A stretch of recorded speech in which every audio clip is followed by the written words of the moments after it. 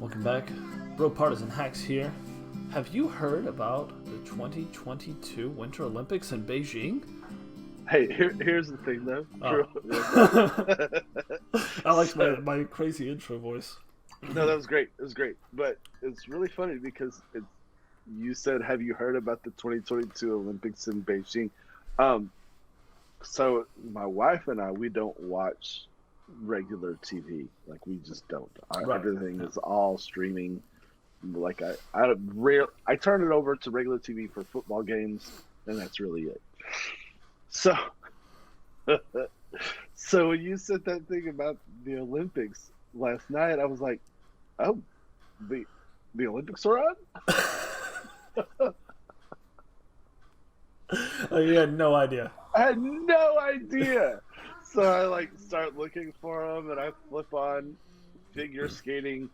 None of my favorite Olympic sports are the luge and the bobsled and skeleton, like the crazy things. Yeah. Like those are that's the ones where, like, if something goes bad, you're gonna watch somebody break their neck. Like, yes. And the skeleton, the one where they're going face first down, like, yeah, they're face first down, head first down the thing. Yes, it's awesome. But that really, and I just like how fast they go. I think it's really cool. It's incredible, and that's really all I like to watch. But none of those events have taken place.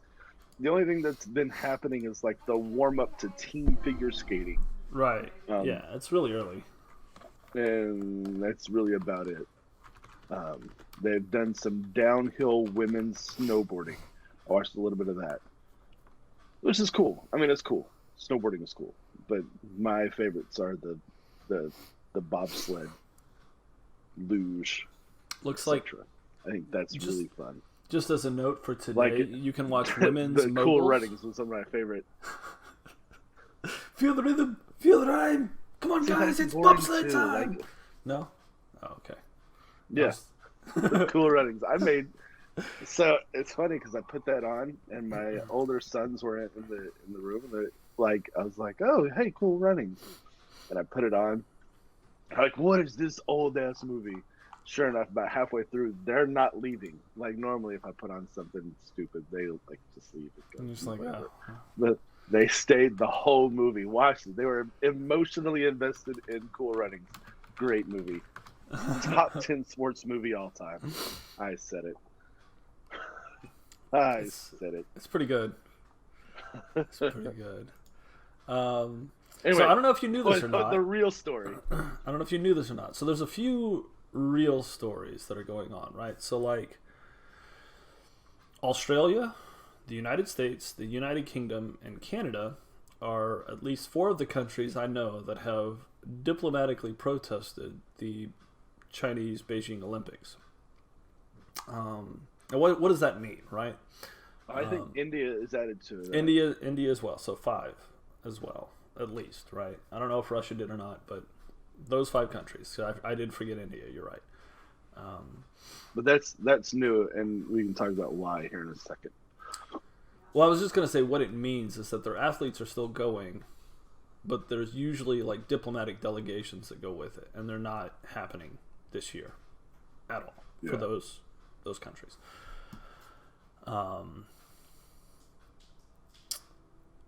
The other thing that's happening is apparently the a lot of the athletes that are getting quarantined are basically they've been going on social media crying about the conditions of their quarantine. There was a lady, she was, I think, one of those skeletons runners or whatever, sledders, who basically was having a mental breakdown, like didn't know if she would be able to compete, talking about inedible food, terrible working condition, like living conditions. And of course I had the story up and then I closed it.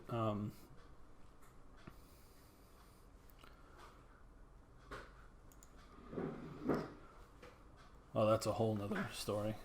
While you're waiting on that, I'll talk about India. So apparently India wasn't going to protest. They weren't part of this deal, and they joined because um, China picked a soldier that was involved in the Galwan clash with India um, as an Olympic torchbearer, and was on TV. Like the dude, it's not like how they do the Olympic torch that they run it through America. Mm-hmm. Like they, you know, people just run it and it's local news for a half second and then whatever. But like the last person that comes through running the torch, yeah, like it uh, it it was this guy that Well, is he was famous for being when they attacked India. Um, so India is diplomatically boycotting the Winter Olympics in Beijing also. so apparently, it must have been before that because this happened. China stirs controversy with a Uyghur torchbearer. Oh, no kidding. So they're really trying to.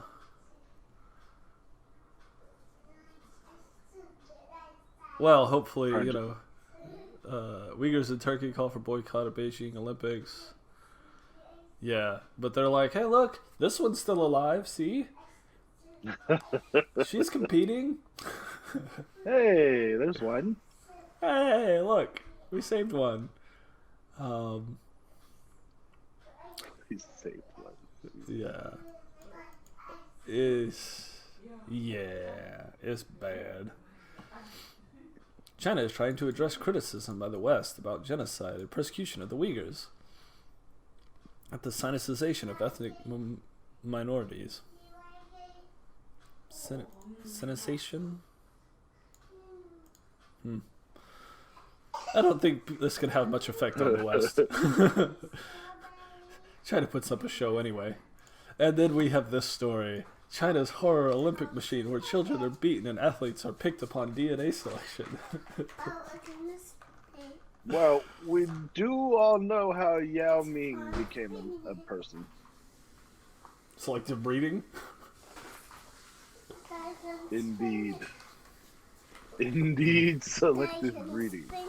You'd think what was it? There was a Chinese comedian who was like, "Man, Chinese people love soccer," and you'd think that with 1 billion people, we could find 11 guys who are good at it. Yeah, No. No, they can't. They always get stomped in the World Cup. Do they even make it to the cup finals? I think they've made it once. And they lost in the round robin play, or whatever it's called. That I'm aware of. I thought I remembered seeing them one year. But no, most of the time they don't qualify. They don't qualify. Yeah, so all this is going on the backdrop of the Olympics, right? And so you've got most of those stories that I saw were about European athletes. There was a Russian guy who was apparently saying like the food is inedible. I can't eat this. It's just like plain noodles with like some mashed up potato and like that was it.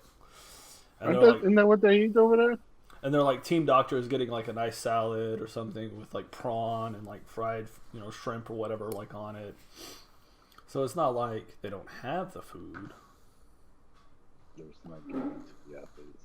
And they're not letting them leave so that they can't train or whatever. So they can, so they can get their own food. Yeah, no, you're in quarantine. Yeah, you're in quarantine. So it's pretty awful. There was a lady. One of the stories I saw was like she had 3 negative tests, so she was supposed to be getting out of quarantine, but instead of taking her back to the training camp, the rest of her team, they like took her to another facility.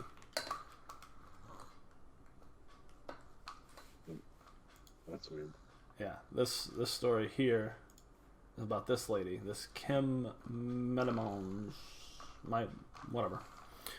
Belgian lady, skeleton racer, your favorite. She thought what was happening Wednesday, with having recorded 3 negative results, boarded an ambulance for what she was expected was a ride to the village. On the way to the village, we did not turn into the village, but the ambulance went to another facility. I'm allowed to slide alone. We are not even sure if I will be allowed to return to the village at all. I'm not sure I can handle 14 more days in the Olympic competition while being in this isolation. Wow. Yeah.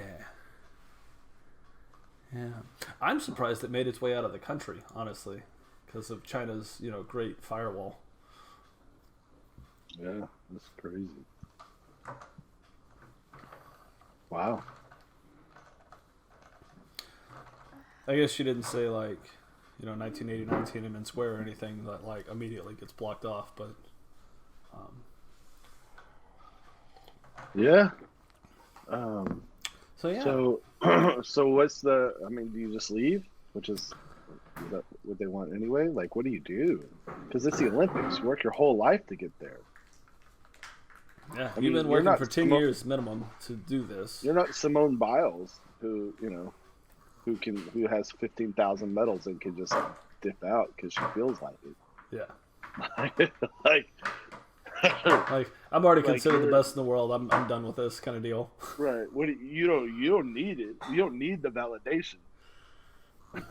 So, but she seems like she's just like I said. When you compete, that's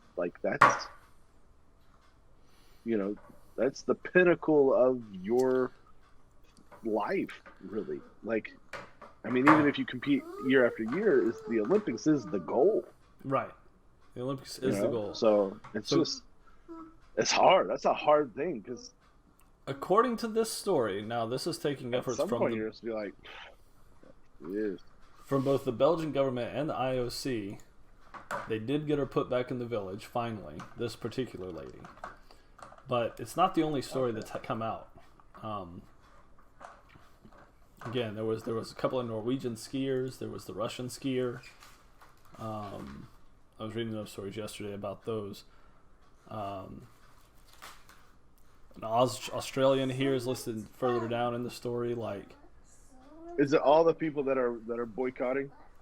Basically, are the ones that are being... No, I don't, because it's the Belgian, Russian. This is the first story I've seen about an Australian, so it's mostly been a lot of the European people who have... Australians boycotting too. I know Australians, but I'm not lumping them in with the Europeans. But I'm saying I don't know about Belgium, but I know Denmark and Norway are both in that. Lithuania, New Zealand, UK, obviously. I figured it was more simple that the Chinese were just removing competition.